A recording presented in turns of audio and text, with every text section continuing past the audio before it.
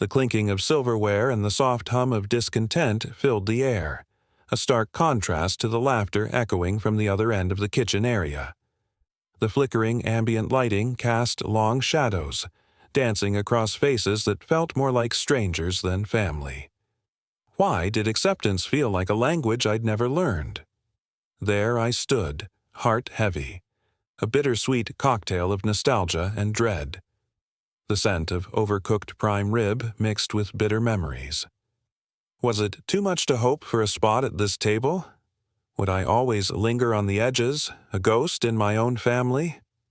Pain wrapped around my heart as I took a tentative step forward.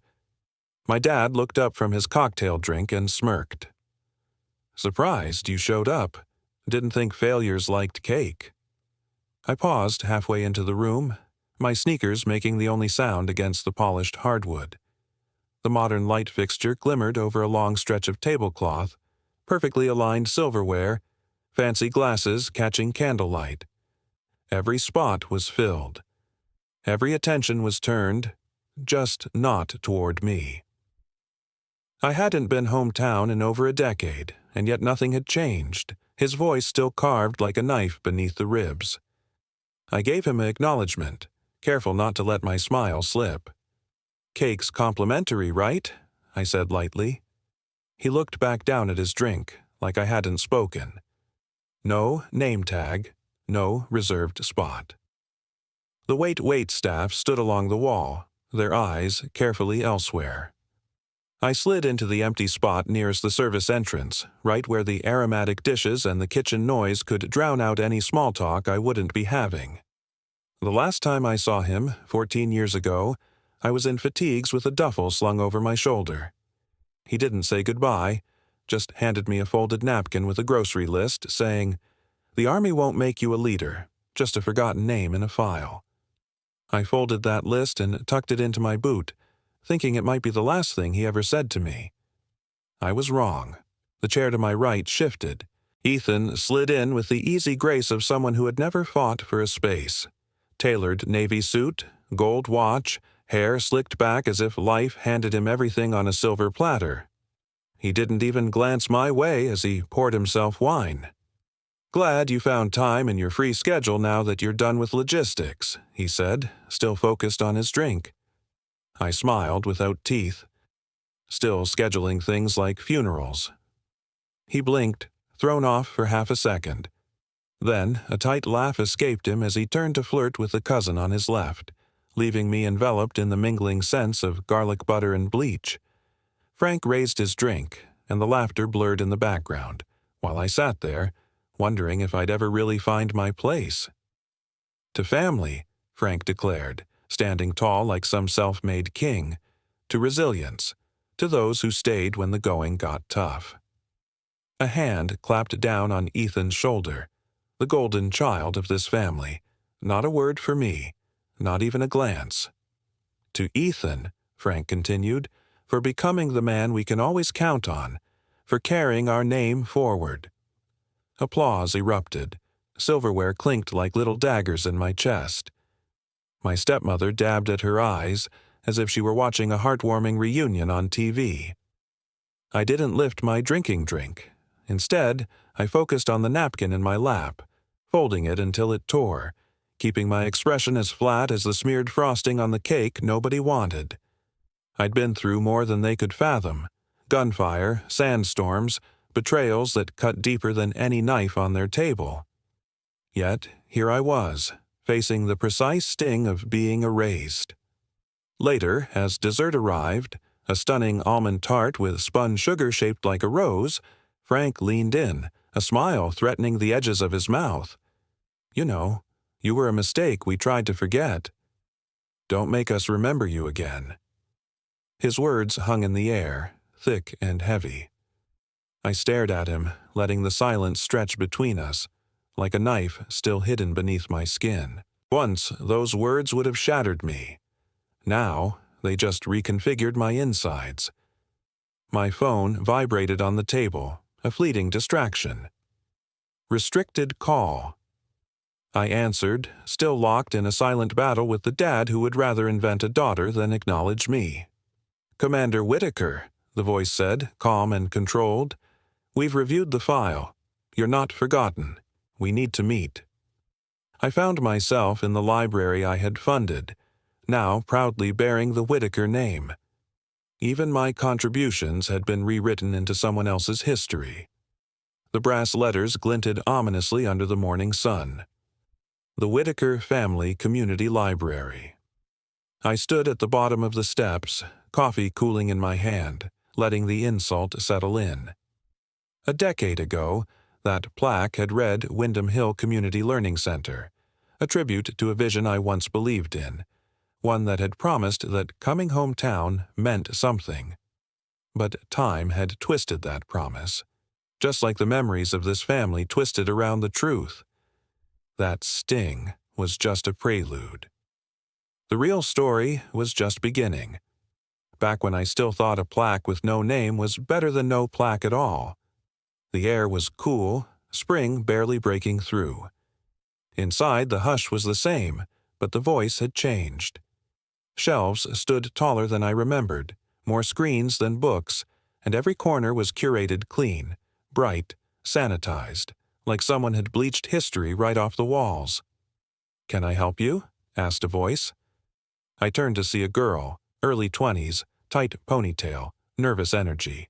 Her name tag read, Linda.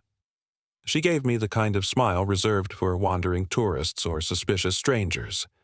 "I'm just visiting," I said, then added, "I used to help fund this place." "Oh, you must be family," she said suddenly, perking up. "Are you with Mr. Ethan's side or Mr. Frank's?" I blinked.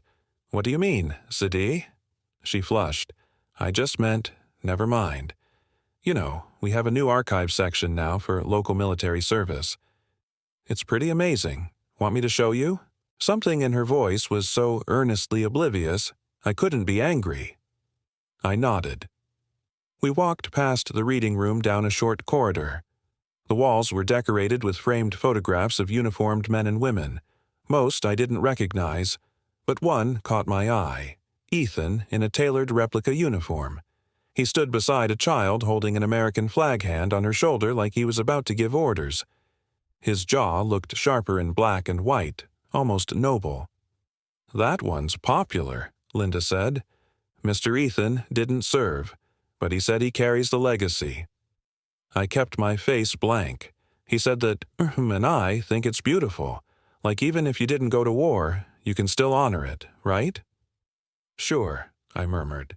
The archive room was small, cool, and lined with digital terminals. Linda typed something into the main interface. "We started digitizing all local records last year," she said.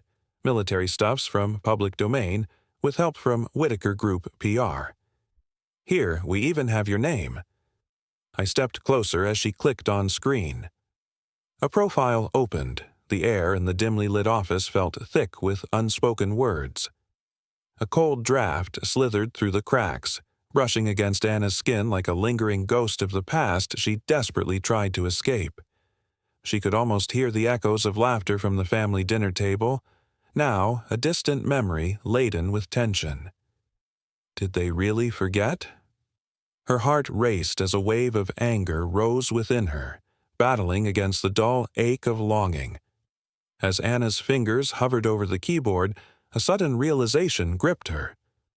What if the truth she sought was more devastating than the silence? The screen blinked, almost taunting her. The weight of unanswered questions loomed in the air, and as she glanced back at Linda, doubt flashed in her eyes. Who else had been erased from their story? A soft chime from the terminal broke the tension, urging her to make a choice. Should she dig deeper or turn away from the shadows? The choice felt heavier than it ever had before. Back in her hometown, Anna had always felt like a ghost at family gatherings. The laughter around the kitchen area felt like a distant echo, a reminder of the acceptance she craved but never quite grasped. Her dad, with his cocktail drink in hand, would regale tales of family glory, while she sat quietly, a mere spectator in her own life. Did they even see her, or was she just a footnote in their story? The scent of rain lingered in the air, mingling with the aroma of aromatic dishes wafting from the kitchen. Each drop against the window felt like a reminder of her struggles, the weight of social inequality pressing down on her. She longed for validation, for someone to acknowledge her fight. But every time she reached out, it felt like grasping at smoke. As she navigated through the digital archives, the stark reality hit her. Her name, once a proud banner, had been scrubbed clean. No medals, no deployment records, just a hollow space where her story should have been. The truth was buried beneath layers of family pride, and she was left to sift through the remnants. Is something wrong? Linda's voice broke through her thoughts. Anna stood up, her heart pounding. Just dusty history. Nothing a little truth can't clean. But as she stepped outside, the sun felt too bright, almost blinding. She sat on the stone steps, letting the warmth hit her back, but it did little to ease the chill in her heart. Pulling out her encrypted phone, she typed a single line. "Do you still have Grace's number?" Grace had the same eyes Anna remembered, sharp, sleepless, and unafraid of ghosts. Would she be the key to unlocking the truth, or would digging deeper only lead to more shadows? The choice loomed before her, heavy with the weight of family secrets and the desperate need for acceptance. The bell above the cafe door gave a soft jingle, but Grace didn't flinch. She was already in the corner booth back to the wall, staring into a cup of black coffee that looked older than the Formica table. The place was half dead, faded menus taped to the walls, one flickering bulb, and a waiter who nodded too much and smiled too little. I took the spot across from her without a word. "You cut your hair," Grace said. Her voice still had that flat, desert-scorched voice. "Didn't think you'd ever come back to this godforsaken town." "I didn't come for nostalgia," I said. "I came for the truth." Grace didn't acknowledgement. She just reached into her coat pocket and slid a thumb drive across the table. The label was handwritten, Whitaker CRN Logistics Discrepancy V2 Unaltered. I stared at it for a beat, then looked up. "So, you kept it." "I kept a lot of things," she said. "You remember Travis?" The name landed like a match in dry brush. I hadn't said it aloud in years. "Of course, I remember him. He was the reason I started saving files," Grace continued.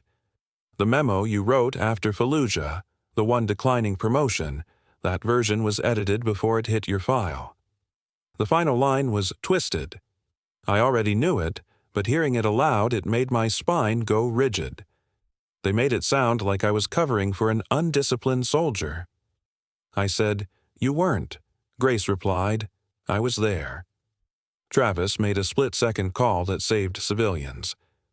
"You backed him, and you were right." The waiter came by with a refill I didn't ask for. He smiled too long. Grace stared him down until he walked away. "You think he's with them?" I asked under my breath. She nodded once. "You were on their radar the moment you set foot in Windham Hill." I slid the drive off the table and into my jacket pocket. "Who else knows?"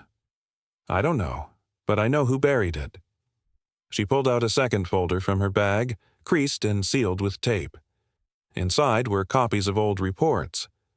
Faint watermarks redacted lines. The scent of cookies swirled through the air, tugging at my heart like an old familiar song. It was a bittersweet invitation to family gatherings I'd almost forgotten. Hushed laughter and soft whispers echoing in my mind, twining with the sunlight dancing through the kitchen. Yet, beneath that sweet veneer, a tension simmered. Unspoken words hung like dark clouds, reminding me of the moments when my mom's smile would flicker, just a flash of disappointment that hit harder than any cutting remark. How could laughter feel so close and yet so far? I remember those bittersweet family dinners, the polished silverware glinting under the modern light fixture. Everyone in their reserved spots, while I fought my way through a haze of doubt. The thrill of connection often warring with the ache of feeling invisible. Did anyone else feel it? This desperate need for acceptance, for that acknowledgement of acknowledgement from my dad, as if his validation could seal my worth. In my heart, I knew. Every flashy cocktail drink raised in toast cast shadows on the truth I so desperately craved. I didn't just want to be one of the voices at the table. I wanted my voice to matter. Could they hear me through their laughter, or was I simply a ghost in my own family, trapped between the remnants of memories and the weight of expectations? As I sifted through these tangled emotions, the outside world faded to a dull roar. There was a day I thought I'd broken free, a rainy day that smelled of freshly fallen leaves. But then the storm passed, and I found myself back in that same kitchen, the scent of cookies enveloping me like a thick blanket. The revelations of my childhood came crashing down, reminding me that family dynamics aren't easy, often steeped in complexities that bury any hope under layers of unacknowledged pain. And now, standing on that tightrope of memory, I readied myself. To be seen. To be heard. To share the stories that echo in the hollow spaces between us. Would they finally recognize the battles I fought for my place? The scars I wear proudly, my badge of resilience against the odds. With every flash of memory, every moment of stark clarity, I stepped into the light, ready to reclaim that narrative. Because deep down, I knew this journey was not just for me. It was about all of us wrestling with our own echoes. Would I find acceptance, or would the air remain thick with unspoken words? Only time would tell. He never really fit in, did he? Just over Frank's shoulder, half in the shadows, stood his unmistakable profile, the strong jaw, that posture, clipboard in hand like it held the fate of the universe. The label read, CRN Strategy Meeting 2019 Magnolia Holdings Private Session. They'd gone all out to make it look official. But let's be real, this guy wasn't some corporate sidekick. He was a field sergeant who bled out in a ruined corridor while Frank exchanged pleasantries with the folks who dealt in bullets. The house was grave still as I walked in, like I was stepping into a tomb. Donna must have left the side door unlocked, just like she promised. The hallway greeted me with the familiar scent of old wood and lilacs, though the fragrance felt like a ghost now. When I entered the study, a cold wave washed over me. It felt heavier than the other rooms, like secrets were pressed into the walls. My sneakers sank into that same Persian rug from my childhood. I used to trace its intricate patterns when Mom was too sick to stand. Everything looked the same. Heavy books lined the shelves. No dust on the desk, but there, on the credenza, was a photo. Glossy and framed in walnut, it beckoned. I flipped it over. No label, just a loose edge that caught my eye. With a cautious hand, I pried it open. What I found sent chills down my spine. A page I recognized instantly. My mother's handwriting. I unfolded it with a trembling heart. The date, July 12, 2020, hit me like a punch. The signature was the same as the Christmas cards she used to send, all in that exact shade of sea drink green. To whom it may concern, it read, I, Margaret Whitaker, being of sound mind and full intent, name my daughter Anna Whitaker, sole heir to the Wyndham Hill estate, including holdings, land rights, and residual trust accounts. This reflects my wishes and replaces any previous documentation that omits her name. Not notarized, not filed, but undeniably real. I checked behind it, another page, brittle with age, a letter from Margaret to Frank. The words smacked me. You may erase her name from conversations, but not from blood. What did this mean for me, for us? Would the weight of her words finally demand recognition, or would they dissolve like echoes in this empty house? She wears, I can still picture the attic, dim and haunting. Dust motes twirled in the stale air, dancing like memories I hadn't thought about in ages. The scent of old books and long-forgotten photographs wrapped around me, infusing the space with a kind of melancholy. Just below, laughter floated up from a family gathering, a reminder of the acceptance I craved. My fingers brushed over a worn-out photo album. Each crackling page whispered stories of joy tangled with sorrow. I could hear their small talk mixing with old grievances, and in that moment, a profound longing pierced my heart. Would I ever fit into their picture-perfect world? I slid to the floor, leaning against the peeling paint of the attic walls. The rhythmic dripping from the roof echoed like the pulse of my unresolved feelings. I glanced at the album again. Each photo was a window to a life I struggled to be a part of. My quirky humor often fell flat at family dinners, like a punchline no one wanted to hear. I chuckled sadly at the thought. Why was it so hard to be seen? Reflecting on it all, I'd been chasing validation from my family like it was the ultimate prize. But the barrier of silence loomed between us, and I wasn't sure how to break through. I remembered holidays spent in the kitchen area, the ambient lighting casting shadows on the faces I sought to impress. The fancy glasses clinked, moments flickering like candle flames, always just out of reach. "Why can't we just talk?" I whispered to the dust around me. Each pause felt heavier, every silence tacked onto my unease. It was like being in a maze where the exit constantly shifted. Life outside kept moving. The rain would patter against the windows, the leaves would rustle in the breeze while I stood still, wanting to shout into the void. But as I held that worn photo album in my lap, I felt a flicker of resolve. Maybe acceptance wasn't about fitting into their mold. Maybe it was about carving out my own space, giving myself permission to be both resilient and unapologetically myself. Would my words finally carry the weight I longed for? I took a deep breath, allowing hope to seep through the cracks of frustration. Could this quiet strength be the beginning of my own family legacy? Forged from the messiness of love and longing? A sealed memo from a name I hadn't heard in years. Marcus Feld. An investigator who'd vanished after a car accident in 2021. They said it was an accident, but he'd been tracking military irregularities tied to CRN before he disappeared from the public eye. Darden explained that this memo was found in a box of Feld's personal effects. His widow had turned it over last week, clueless about the bombshell she was sitting on. I hadn't opened it yet. I wasn't ready to face whatever Feld had put on paper that cost him his life. Then my phone buzzed. A new message. No name, just a number I hadn't seen in 14 years. The Ethan family doesn't like traitors or girls with short hair and long memories. I stared at the screen, feeling the calm I'd been clinging to twist into something colder, sharper. I typed a single line and hit send. "Anna, I'll be sure to wear both to your indictment." Darden chuckled softly. "You still know how to return fire." "Always did. Just learn to aim better." He passed me one last item, a thin envelope marked classified.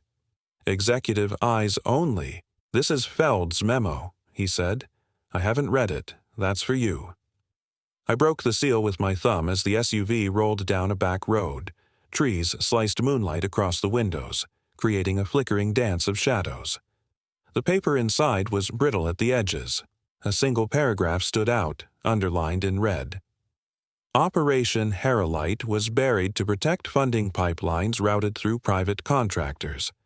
The Whitaker Group is implicated. The scapegoat identified was Commander Anna Whitaker. Her name was the cost. There it was, framed under dusty drink, my mother's handwriting, my name, and a will no one wanted seen. I kept the photo close, tucked in the inner pocket of my jacket like a relic. I hadn't slept much the night before. My body ran on muscle memory now. Sneakers laced tight, jacket zipped high, thumb always near the lining where the documents hid. The house was quiet when I left at dawn. Windham Hill barely stirred before 9, and I needed that quiet. It was easier to breathe when no one else was watching. Just as the weight of the past threatened to crush me, a sudden realization dawned. The number on the screen wasn't just a ghost from the past. It was a lifeline. The cool steel of the phone pressed against my palm felt like both a reminder of betrayal and a beacon of hope. The air thickened with anticipation as memories surged, each one a ripple in a pond of shame and defiance. The muffled sounds of city life outside became a distant echo, overshadowed by the urgency of the moment. I could finally reclaim the narrative, but at what cost? The drive out to Benton County felt like a journey through time. 2 hours of winding roads, each mile heavy with anticipation. Mitch had set this up, but he wasn't coming. Keep it low profile, he'd said. Paper trail only. Off the radar. Mr.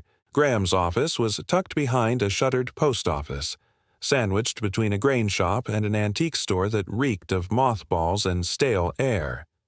The building leaned slightly as if time had nudged it, and no one cared to straighten it out. Inside, the walls were lined with faded certificates and dusty ledgers. A worn wooden plaque read, "Notary Public Est."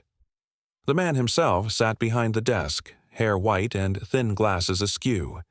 He looked up when I stepped in, confusion flickering across his face. Then, something shifted in his expression. "Anna Whitaker," he said softly.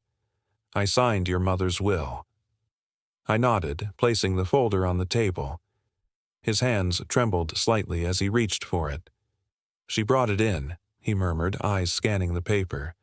"Back in 2020, I think she was pale that day, wore a blue scarf, told me not to tell your dad, said it was a backup, just in case." "Why wasn't it processed?" I asked, my heart racing. Mr. Graham hesitated, the air thickening with unspoken truths. "Your dad came back a week later, said you'd been discharged, unstable, that she changed her mind. He brought a different document." I felt the weight of his words.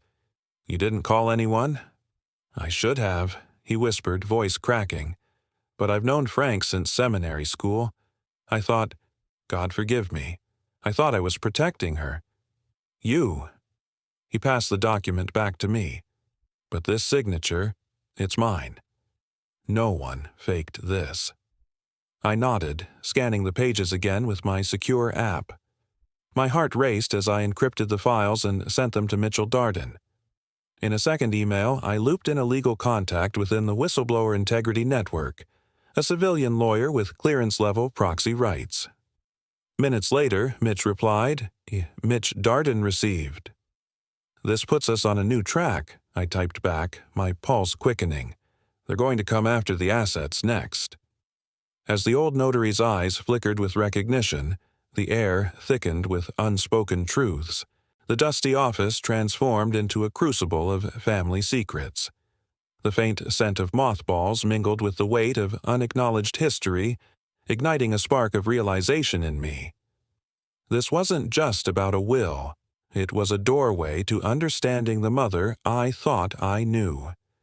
The tremor in the notary's hands hinted at a deeper connection, a revelation that could shatter my perception of my family and myself.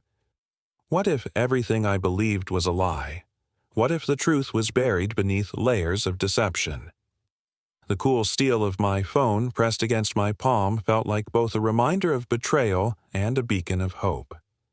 The muffled sounds of city life outside faded into a distant echo, overshadowed by the urgency of the moment. I could finally reclaim the narrative, but at what cost? "You're not just a nuisance, you're a threat to their empire." I leaned back, sinking into the cracked leather chair, a weight settling on my chest. The air was thick with the aroma of old paper and varnish, mixed with a lifetime of secrets. In the stillness, my mother's voice echoed in my mind, not in some old recording, but like a whisper from the past. "If you ever come back," she had said when shadows cloaked the house, her breath shaky but steady, "don't do it for them. Do it to finish what they never wanted you to start."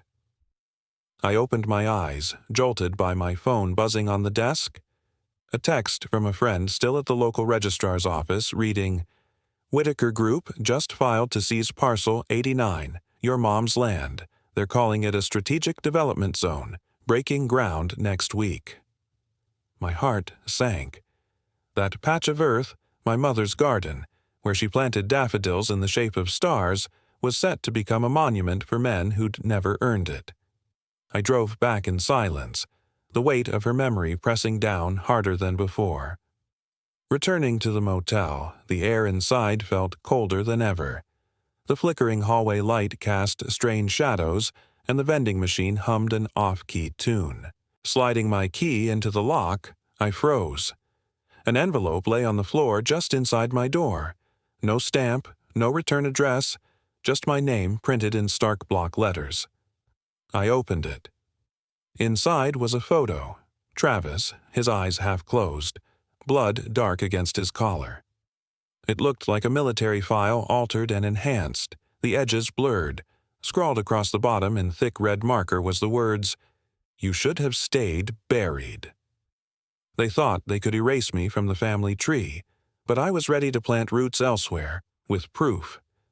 Windham County Records Office smelled like dust and neglect.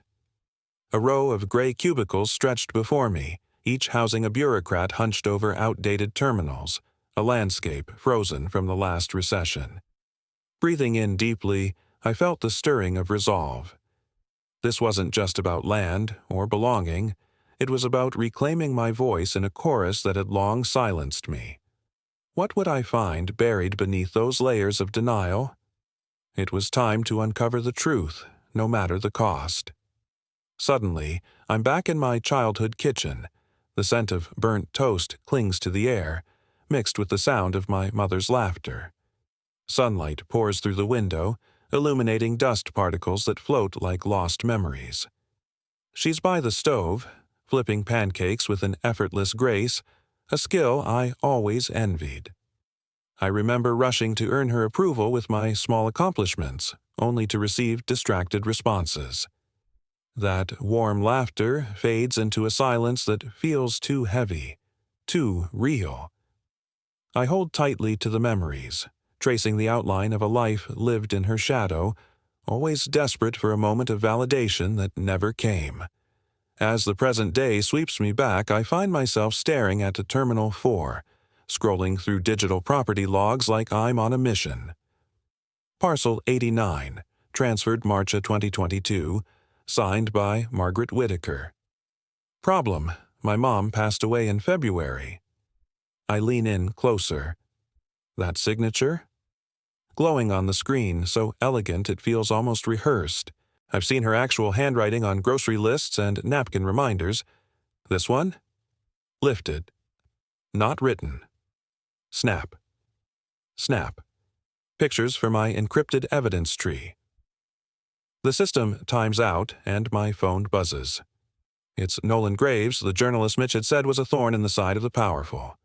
I meet him at a courthouse cafe 10 blocks from where whispers permeate the air like moths around a flickering bulb. He's there already, thin, angular, eyes sharp like blades.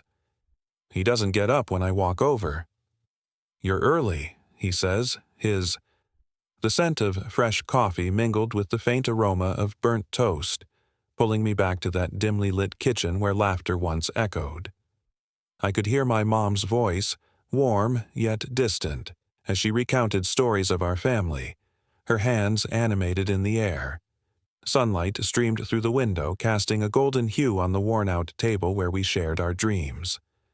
But beneath the surface, a tension simmered, a longing for acceptance that felt like a weight on my chest. I remembered the way my dad's silence filled the room, a stark contrast to the vibrant memories, leaving me yearning for validation that never came. Fast forward to today, and I'm staring at Terminal 4, scrolling through digital property logs like I'm on a mission. Parcel 89, transferred March of 2022, signed by Margaret Whitaker. Problem: my mom passed away in February. I lean in closer. That signature? Glowing on the screen, so elegant it feels almost rehearsed. I've seen her actual handwriting on grocery lists and napkin reminders. This one? Lifted, not written. Snap. Snap. Pictures for my encrypted evidence tree. The system times out, and my phone buzzes. It's Nolan Graves, the journalist Mitch said was a thorn in the side of the powerful. I meet him at a courthouse cafe 10 blocks away, where whispers permeate the air like moths around a flickering bulb. He's already there, thin, angular, eyes sharp like blades. He doesn't get up when I walk over. "You're early," he says, his voice flat. I open the encrypted file. The receipts are detailed. Supply contract signature lines dated and approved. Ethan's name is on 3 of them. One coinciding with a month I know for certain he was in Ibiza, drunk on a yacht. Outside, the courthouse TVs play muted footage. Ethan stands on the steps in a pressed navy suit, hair perfect, voice louder than truth. "Once wore a uniform," he said, smiling like it hurt. I stare at the screen. Something in me breaks, but it's not grief. It's silence, and once it cracks, it doesn't stop. I scribble on a napkin. "Ready for a real quote? Meet me tonight alone." I fold it and slide it across the table. Nolan reads it, then looks at me for a long beat. "You're not the ghost they think you are," he says. "No," I answer. "I'm the one they forgot to bury properly." I leave the cafe with my jacket zipped to the chin, the file drive tucked near my collarbone. The air has turned heavy, like the day is holding its breath. As I push open the door, a waitress catches my sleeve. She's young, too young to be this afraid. "Ma'am," she whispers, handing me a receipt. "You left this." I frown, confused, until I turn it over, scrawled in shaky pen across the back. "They're watching. He knows about graves. They built a monument on my mom's land and dared to call it Legacy. The town hall auditorium has never seen so many spotlights. Rows of folding chairs fill the chamber in symmetrical lines, each bearing a glossy program adorned with Ethan's face. The banner above the stage reads, "Wedder Veteran Center, honoring the past, building the future." I stand in the back, behind the last row near the catering table, where silver trays of stuffed mushrooms steam under low lights. No one looks twice at me. They never did. Frank Whitaker stepped onto the stage like a general returning from war, though his battles were fought in boardrooms and over inheritance clauses. He adjusted the microphone with a practiced hand, cleared his throat just enough to grab attention, and flashed a smile that seemed to claim ownership of the room. "Today, we honor more than just those who served," he began, his voice smooth. "We honor the ones who carried on when they couldn't. My son, Ethan, is a man who understands that legacy isn't about medals. It's about momentum, about carrying the story forward." The applause was polite, rehearsed. I found a spot near the corner, partially hidden behind a floral arrangement the size of a small car. The faces around me blurred, donors in tailored blazers, politicians draped in calculated shades of patriotism, reporters with bored eyes and ready lenses. And near the front, I spotted Nolan. He didn't turn, but his fingers hovered over his phone, counting seconds like they mattered. Then Ethan took the mic, all gleam and charm. "Service isn't always about standing on the front lines," he said, hands open in a gesture of humble authority. "Sometimes it's about holding the line at hometown, about honoring those who served by building something lasting in their name." He paused, letting the weight of self-importance settle in the room. "My family has a long and complex history with national service. Some served in uniform, others served in sacrifice. Today, we stand on ground that remembers both." As the slideshow began behind him, stock photos of folded flags and salutes at sunset, my heart sank. There was Ethan in a formal military-style jacket, medals gleaming under studio lighting, clearly tailored to fit. Then came a photo of him shaking hands with a mayor, followed by a group shot that was supposed to represent family history. My body went still. I was in it, or had been. They'd used the photo from my deployment ceremony. Only now, my face was cropped out. The air was thick with memories of laughter, echoing from the family kitchen where Sunday dinners felt like a tight-knit fortress, I can still smell the rich garlic simmering in olive oil, hear the clatter of silverware against plates, and see my mother's smile piercing through the chaos. But amidst the warmth, there was an undercurrent of tension, my dad's disappointed gaze cutting through the joy like a knife. Every sarcastic quip I tossed out, hoping to coax a chuckle twisted into a hollow silence, amplifying the need for acceptance I craved. Why did everything change? The whisper of the wind hid the truth. As I sat there, the weight of the moment pressed down on me. I could feel the echoes of my past colliding with the present. The laughter, the warmth, the love. It all felt so distant now. I wanted to scream, to break the silence that had become my life. But instead, I sat there, invisible, watching as my family built a legacy that didn't include me. What does it take to be seen, to be recognized? I thought of the countless times I'd tried to fit in, to earn a place at that table. But every attempt felt like a drop in an ocean of indifference. As the applause faded, I realized I was more than just a shadow in their story. I was the one they forgot to bury properly. And tonight, I would reclaim my voice. All that was left of me was a blurry slice of shoulder, muddled next to Ethan's picture-perfect grin. My fingers dug into the spot, knuckles whitening with every second. When the Q&A kicked off, the first few questions felt easy. A widow wanting to know about parking access, a city official offering thanks to the Whitakers for stepping up. Then came Nolan. The moment he stood, tension flicked like a switch. "Mr. Whitaker," he said, voice steady but slicing through the room. "Who in your family actually served in combat and how?" The air turned thick. Ethan tilted his attention, a practiced response ready. "We don't like to single anyone out. Legacy is shared." "That's rich," I thought, rising to my feet. My voice pierced the room, clearer than I expected. Actually, that would be me. "Commander Anna Whitaker. And this place is built on land stolen from the woman who raised me." A murmur rippled through the audience like the tide pulling back before a crash. Frank caught a glimpse of my resolve, but his mouth just opened and closed like a fish out of water. Ethan's expression twisted for just a moment, my ghost daring to haunt its own eulogy. Nolan captured the moment, the click of his camera echoing like a gunshot.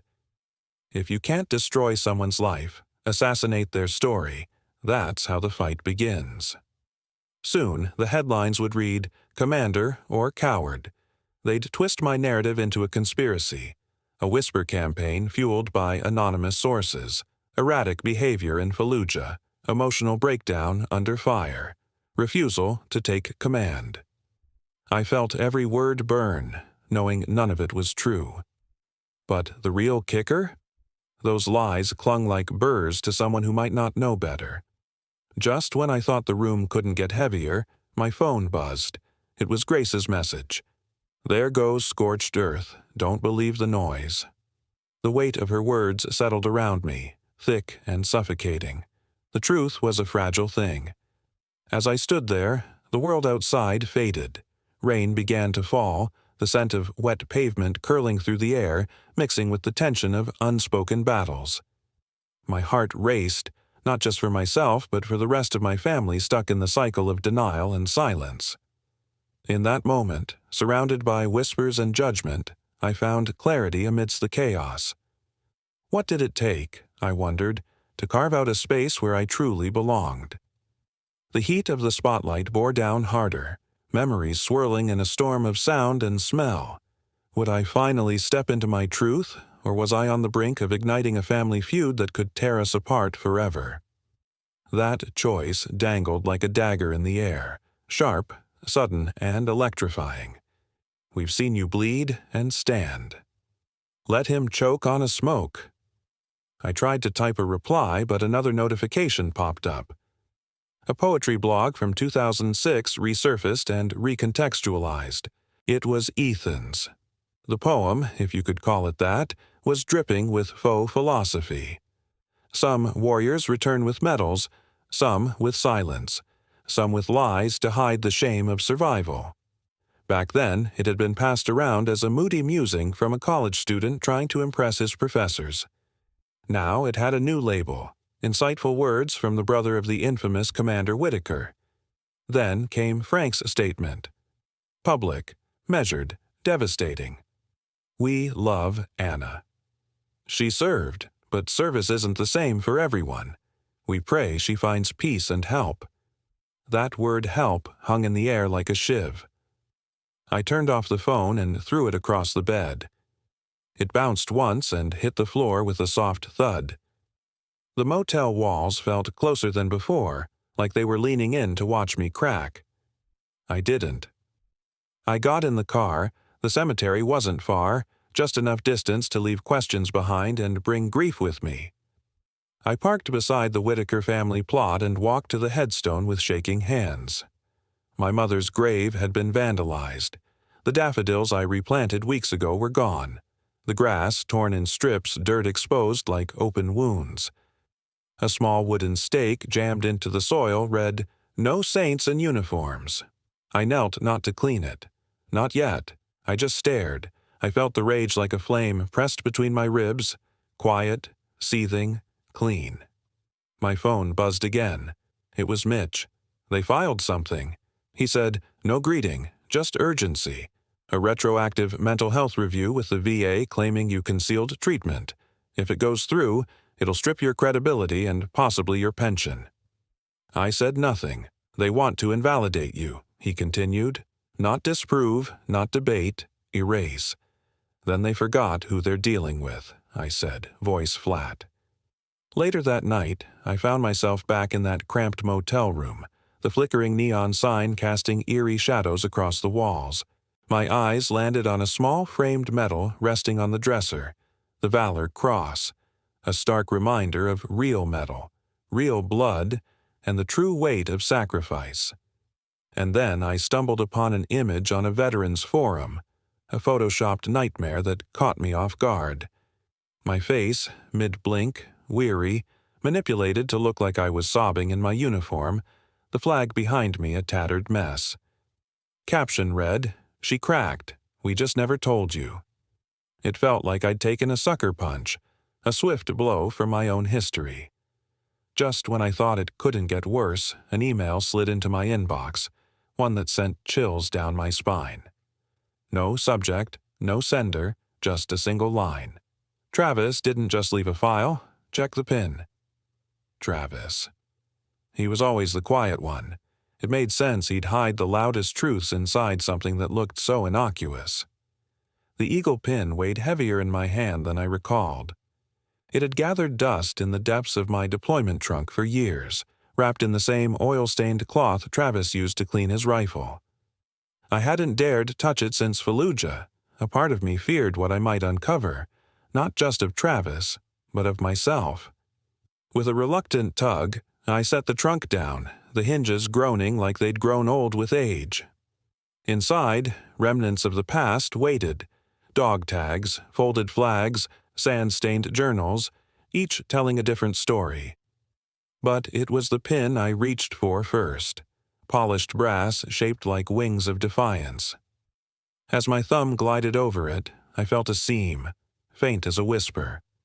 Heart thudding in anticipation, I slid a hairpin under the edge and with a soft click, the back popped open. A micro SD card, tiny, almost insignificant. Dropping it into my palm felt monumental. Travis, I didn't cry. Not this time. Instead, I picked up my phone and called Mitch.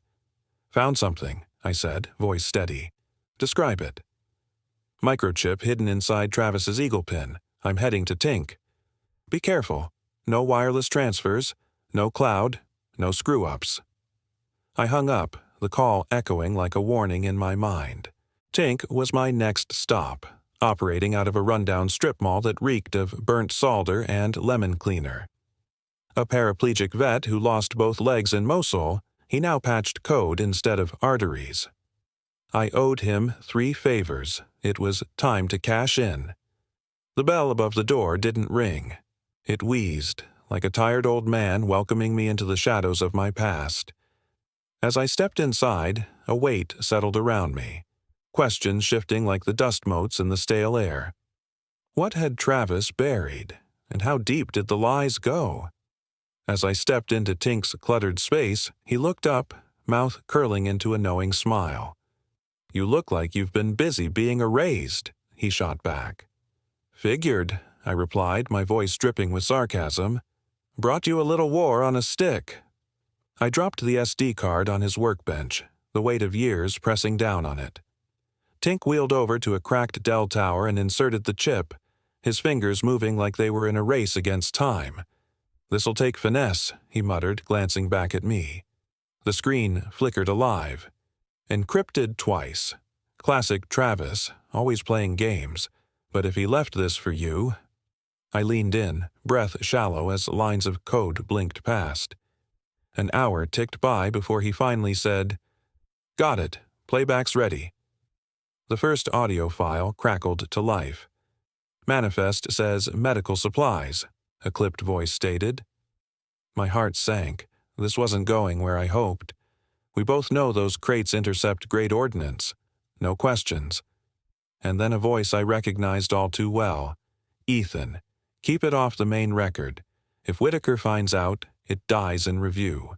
No paper trail, just results." My fists clenched at my sides, fury and betrayal rippling through me. The second file displayed logistics that lined up too neatly with devastating fatality reports. Each shipment approved by Ethan. But then came the third recording, a low, familiar voice. "Travis, if you're hearing this, I didn't survive, but she will. Anna, this is your proof. They buried me. Don't let them bury the rest." My breath caught. I stared at his name, whispering it softly. "Travis." Tink exchanged a glance with me, his usual humor replaced by something grave. "That's your smoking crater."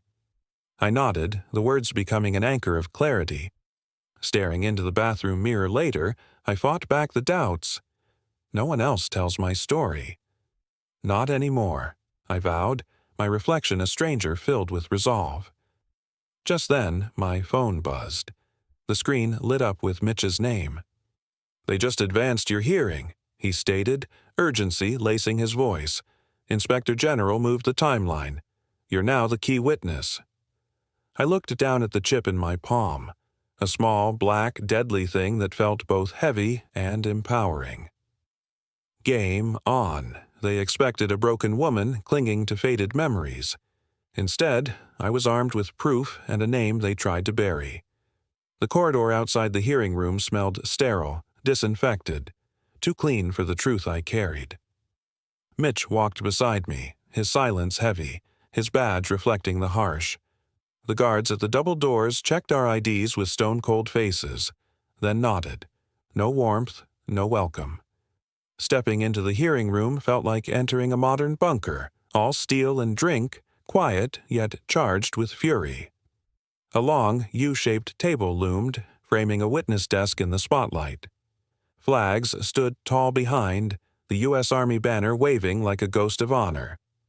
Rows of chairs were filled with uniformed officers, civilian oversight, and eager legal observers from both chambers of Congress. Cameras might have been banned, but judgment hung in the air, sharp enough to cut. Colonel Alexis Devo's voice sliced through the tension. "This session is now in order. Commander Whitaker, you may begin." I rose, heart hammering. My name is Commander Anna Whitaker, formerly with Joint Command Task Group 19. I served multiple theaters from 2008 to 2021. I was injured in Operation Herolite and awarded the Valor Cross. I paused, riddled with memories, but pushed through. My record was red-flagged and buried under administrative review without my knowledge, just to discredit me. Today, I present evidence against CRN Logistics and Whitaker Group for collusion in arms misdirection, fraudulent veteran programs, and illegal asset seizure with falsified documentation.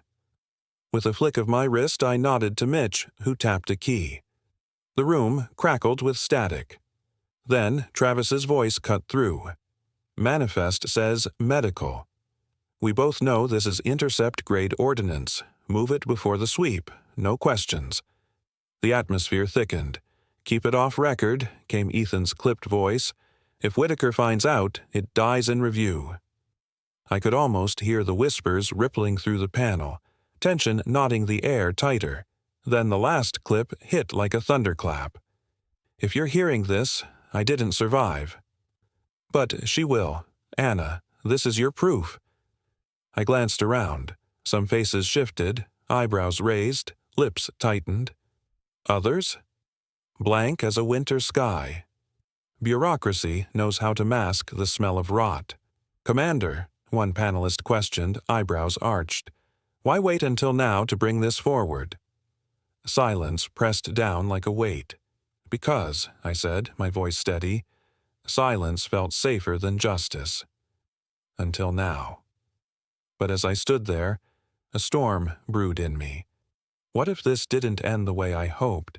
What if truth couldn't stand against a fortress of lies? The air buzzed.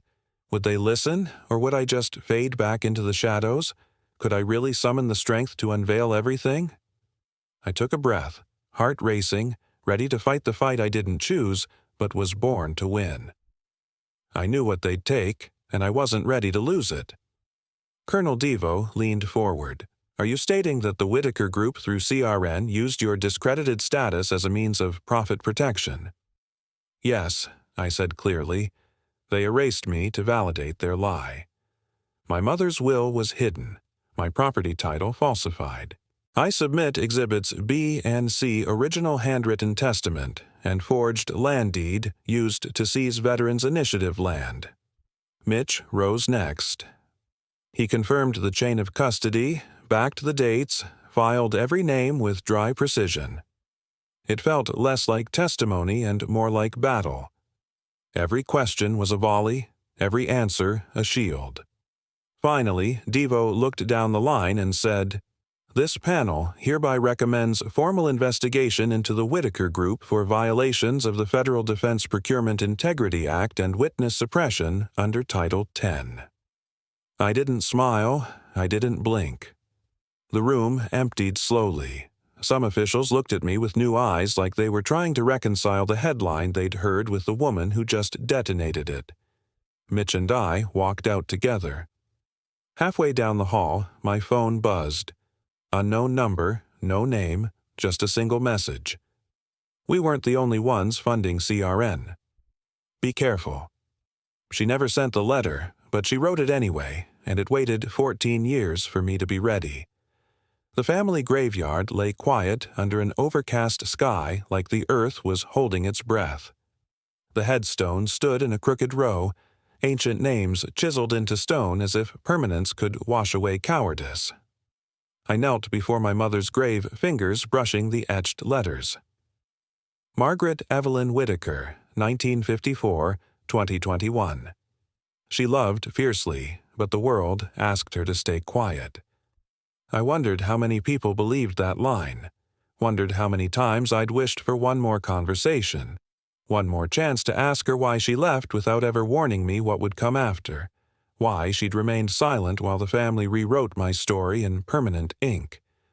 The crunch of gravel underfoot sliced through the stillness.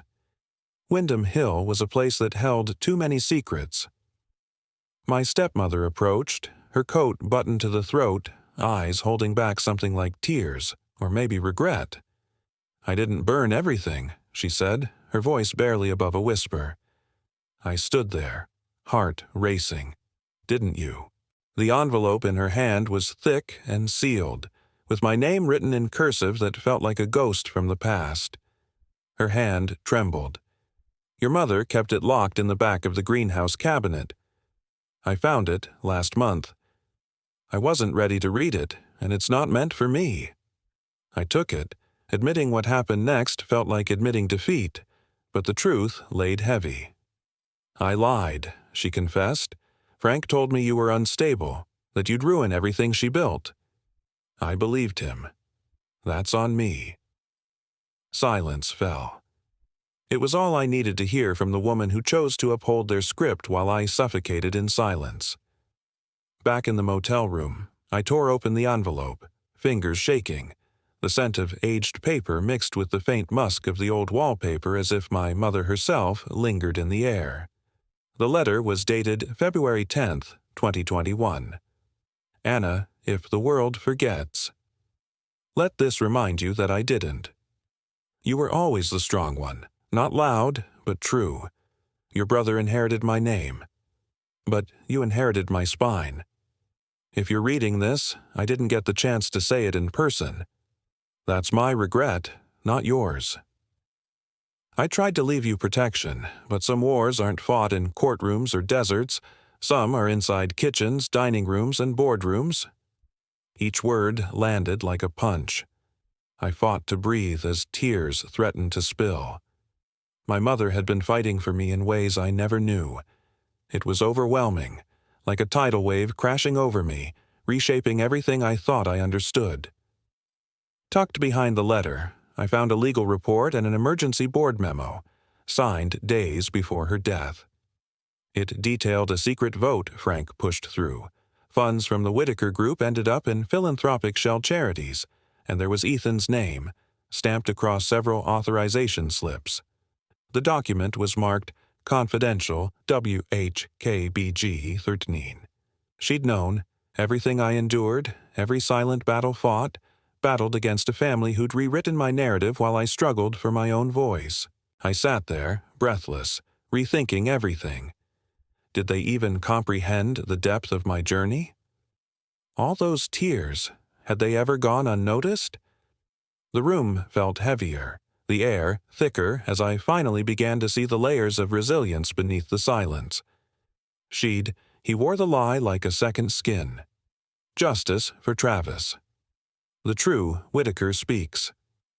Inside the estate, silence reigned. No one answered the intercom. Frank was busy with damage control, his face plastered on a pre-recorded local news segment. Our family has faced tragedy, he said, his voice flat. Private matters should stay private. We regret any misunderstandings. He looked tired, not grieving, more like a cornered animal. Ethan? He didn't even bother to stick around. He booked a one-way ticket to Lisbon, only to be arrested at Dallas International before he could escape. Grainy footage caught him mid-step, hoodie pulled tight, sunglasses on, mouth open in denial or demand. But no one cared. Hours later, the Department of Defense dropped a bombshell. Effective immediately, all contracts and vendor privileges with CRN Hall Logistics and its subsidiaries are suspended pending investigation. That same afternoon, shareholders in the Whitaker Group began resigning en masse. The board released a vague statement about internal restructuring, but the market had already made its decision. Their stock plummeted. Legacy, it turned out, had a market cap. Nolan called me around 5. We've been asked to syndicate the story for broadcast. You good to go on air tonight? I hesitated. I'm not a pundit, I replied. You're not. You're a witness. I agreed. The studio was small, the walls closing in, hotter than I expected. But I sat still, camera ready, as the anchor asked why I waited so long, why I came back. I didn't return for revenge, I said quietly. I returned because I realized no one else was going to carry what Travis left behind. I owed him the truth. Afterward, I walked hometown. Yes, hometown. The motel felt different now, less like exile, more like transition. On the bed sat a letter I hadn't seen earlier. No return address, just a plain envelope. Inside, one line of a handwritten script, "Not all ghosts die. See you at the dedication." I stared at it for what felt like an eternity. The ink was sharp and steady. Not Frank. Not Ethan. Someone else was still watching. The fall of the Whitakers wasn't the end. It was just the beginning. As the rain began to fall outside, the scent of wet pavement mixed with the musty aroma of forgotten memories. I felt the weight of the world on my shoulders, the whispers of betrayal echoing in my mind. The truth was out there, waiting to be unveiled. Would I have the courage to face it? Would I finally find the acceptance I had longed for? The walls felt like they were closing in, the tension palpable. Every breath was a reminder of the stakes at hand. In that moment, I realized acceptance wouldn't come from my family. It would come from the truth I was about to uncover. The journey ahead was uncertain, but I was ready to fight for my voice. I was ready to reclaim my story. The morning sun spilled over the lawn, casting a warm glow that felt almost sacred. I stood at the top step of the Marcus Travis Memorial Center, right under the newly hung bronze plaque bearing his name. The crowd was silent, not the kind of silence filled with reverence, but one of release. Windham Hill hadn't seen this many flags flying since the last war ended, or maybe since the last lie fell. A row of folding chairs faced the podium. Veterans in worn jackets, young recruits with stiff collars, reporters with eager pens, and behind them those who came without titles, widows, children, silent witnesses to a history they were never allowed to voice. Mitch stood to my left, Nolan to my right. My stepmother sat 3 rows back, hands clasped in her lap, her face unreadable. But she came. That was enough. I stepped forward, heart racing. When I returned to this town, I began voice study. My name was a footnote, my record just a rumor. The people who erased me did it with pens and silence. But that's the thing about truth. It's patient. It waits. I glanced at the front row where a small boy clutched a folded piece of paper. This center isn't about me. It's not about headlines or revenge. It's about the names that never made it to plaques, the ones who saved lives in shadows, the ones who came hometown to nothing, the ones who were told to heal quietly or not at all. A murmur ran through the crowd, not of unrest, but of agreement. I reached down and opened a drink display case at the front entrance. Inside, Travis's eagle pin nestled against the handwritten letter he left for me. I didn't need to explain it. The room understood. After the speech, the boy approached me. Barely 10, maybe less. He wore a volunteer badge and trembling hands. "This is for you," he said, his voice barely above a whisper.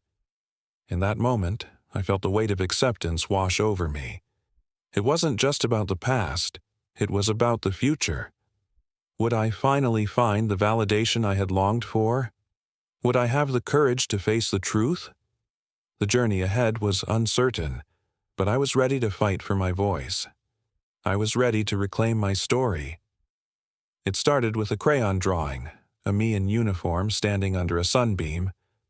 I was reaching out to Travis, just a flicker of light between us. "What's this light mean?" I asked. He shrugged. "You're showing the way." Then the press jumped in. "Commander Whitaker," one shouted. "What would you say to those who silenced you?" I didn't hesitate. "Truth doesn't shout," I replied, my voice steady. "It endures." As the ribbon was cut, applause filled the air, scattering like petals on a breeze. I stepped back, knowing this moment wasn't about me. My heart raced as the crowd thinned. Clean drywall and brass signs lined the walls, each echoing a story. I walked alone, the silence now welcoming. There, on the far wall, one shiny plaque waited.